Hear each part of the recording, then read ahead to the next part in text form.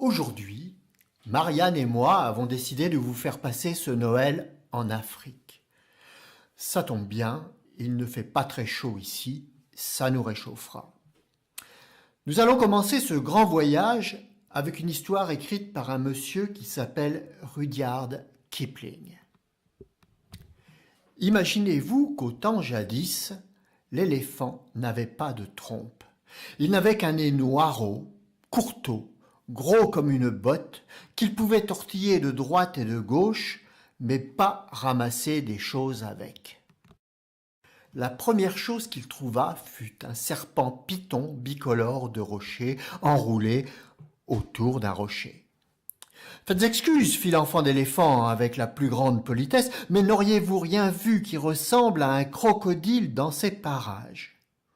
« Si j'ai vu un crocodile, s'écria le serpent python bicolore de rocher d'un ton de mépris écrasant, qu'est-ce que vous allez me demander encore après cela ?»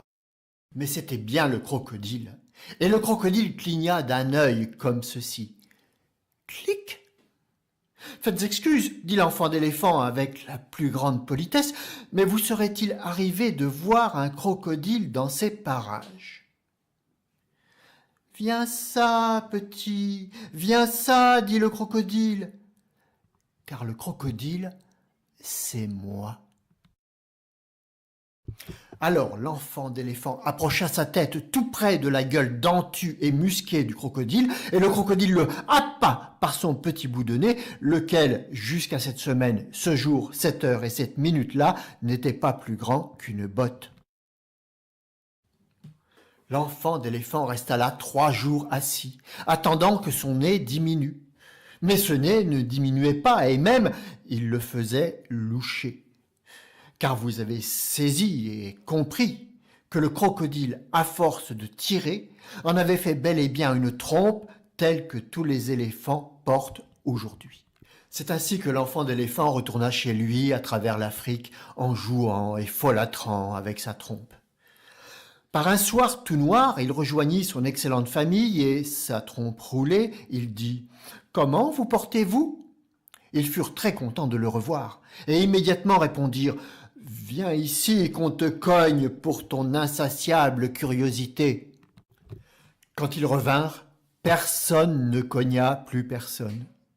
Et c'est depuis ce jour-là que tous les éléphants que vous verrez, sans parler de tous ceux que vous ne verrez pas, ont des trompes exactement semblables à la trompe de l'insatiable enfant d'éléphant. Nous allons quitter nos amis les éléphants. En revanche, nous allons rester en Afrique. Il faut dire qu'on s'y sent tellement bien. Mais ce sera cette fois en compagnie du Père Noël et de ses reines.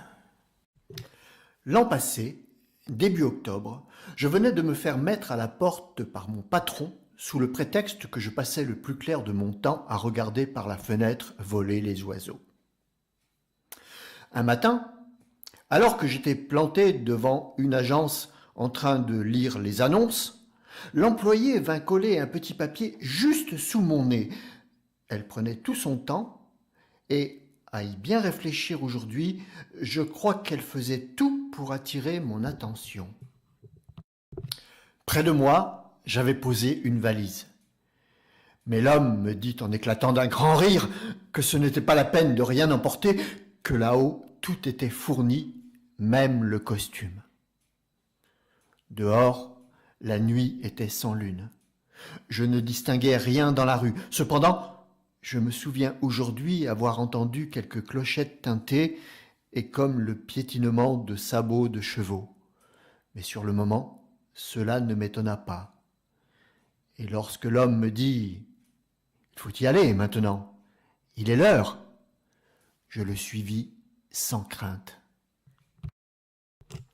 Lorsque j'ai poussé la porte du bureau, je l'ai reconnu tout de suite. Et ce, bien qu'il ne portât pas, bien sûr, son costume traditionnel. Il faisait bon dans la pièce, et le Père Noël n'aurait sûrement pas supporté son gros manteau rouge ni sa capuche. Mais, outre sa longue barbe qu'il portait avec beaucoup de majesté, c'est surtout son air tranquille, bonhomme, sa voix douce et son sourire qui ne le quittait pas, qui me donnèrent la certitude que c'était lui qui était devant moi. Je tournai la tête, et c'est alors que je faillis m'évanouir.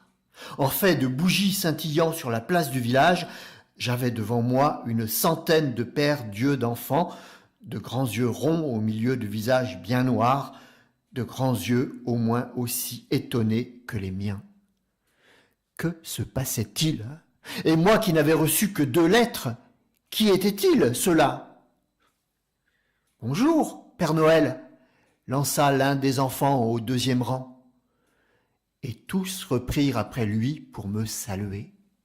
C'est alors que le plus grand de tous, à ma droite, il n'avait pas encore parlé, dit à voix basse: « Si tu n'as pas de jouets pour nous, tu n'as qu'à nous laisser tes rennes. »« Mes rennes?